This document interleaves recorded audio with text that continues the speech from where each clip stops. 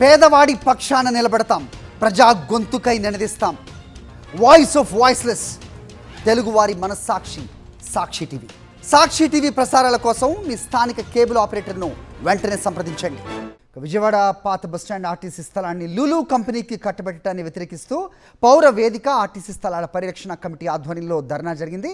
కార్పొరేటర్లతో కుమ్మక్కైన చంద్రబాబు ప్రభుత్వం కోట్ల రూపాయల విలువైన స్థలాల్ని అప్పనంగా కట్టబెడుతోందన్నారు.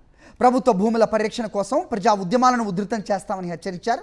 ఈ ధర్నాలో మాజీ మంత్రి టీడీపీ నేత వడ్డే శోభనాధీశ్వరరావు, సిఐటియు రాష్ట్ర ప్రధాన కార్యదర్శి సిహెచ్ నరసింహరావు, సిపిఎం రాష్ట్ర కార్యదర్శి వర్గ సభ్యులు సిహెచ్ బాబురావుతో పాటుగా వామపక్షాల నేతలు పాల్గొన్నారు.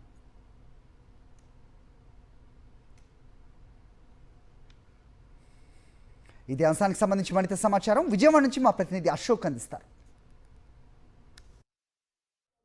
విజయవాడలో పాత ఆర్టీసీ బస్సు స్థలాన్ని లులు మాల్కి కేటాయించడంపై పౌర వేదిక ఆధ్వర్యంలో పెద్ద ఎత్తున నిరసనలు వ్యక్తమవుతున్నాయి. గడిచిన 10 రోజులుగా కూడా ప్రభుత్వ నిర్ణయాన్ని వ్యతిరేకిస్తూ ఆందోళన చేస్తున్న పరిస్థితి కనబడుతుంది. అయితే అన్ని సంఘాలు కూడా కలిసి ఈ ఆందోళన ముందుకు తీసుకెళ్తున్న పరిస్థితి కనబడుతుంది.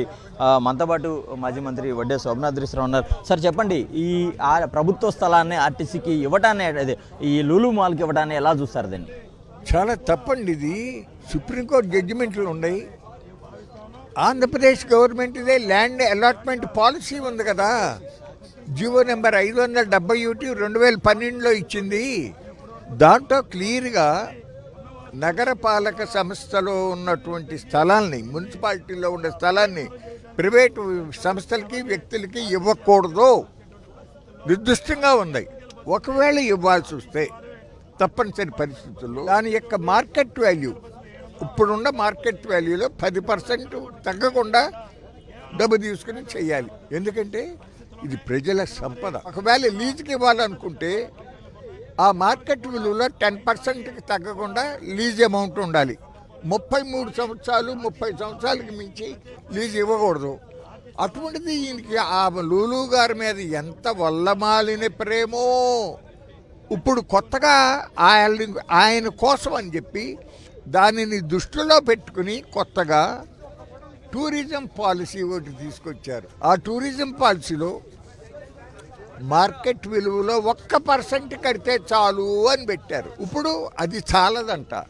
66 సంవత్సరాలు ఏకబినువులు రిలీజ్ ఇచ్చి ఆ తర్వాత ఇంకొక 33 సంవత్సరాలు పొడిగించేదానికి కూడా ఈ జీవోలోనే ఇచ్చారు. ఎంత అన్యాయం ఇది!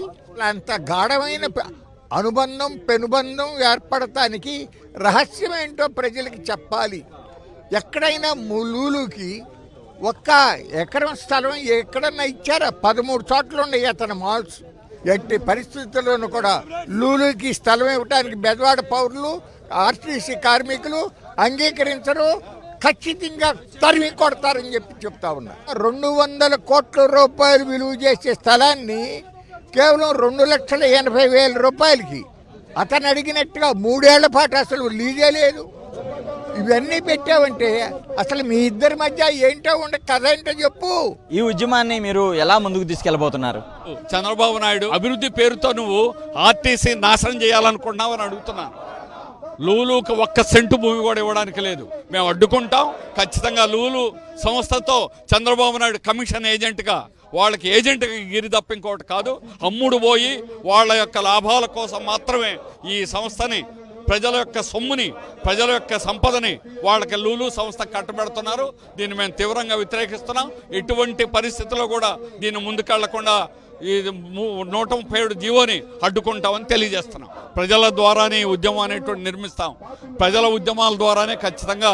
ఇదే కాదు, ఇంకా ప్రజల భూముల్ని స్వాధీనం చేసి పెద్ద పెద్ద బడా కార్పొరేట్లకి, టాటాకి విశాఖపట్నం ఋషికొండలో ఎకరా 99 పైసలకి ఎవరు బాబు గారు సొమ్ముని ఇస్తున్నారని అడుగుతున్నారు. ఋషికొండ మీద పెద్ద యుద్ధం చేశారు ఈయన. కానీ అలాంటి ఋషికొండలు ఈరోజు ఎకరా 99 పైసలకి ఎలా ఇస్తారని అడుగుతున్నాం. అభివృద్ధి పేరుతో ఈ రకంగా ప్రజల సంపదను కట్టబెట్టడాన్ని మేము ఖచ్చితంగా అడ్డుకుంటాం. ఏదైతే ఆర్టీసీ స్థలం లూలుకు కేటాయించారో ఈ స్థలానికి సంబంధించిన ప్రభుత్వం తీసుకున్న నిర్ణయం వెనక్కి తీసుకునే వరకు కూడా ఖచ్చితంగా ప్రజా సంఘాలన్నీ కూడా ఏకమై పోరాటం చేస్తామని చెప్పి స్పష్టం చేస్తున్న పరిస్థితి కనబడుతుంది. కెమెరా పర్సన్ బాలు మహేంద్రతో అశోక్, సాక్షి టీవీ, విజయవాడ నుంచి.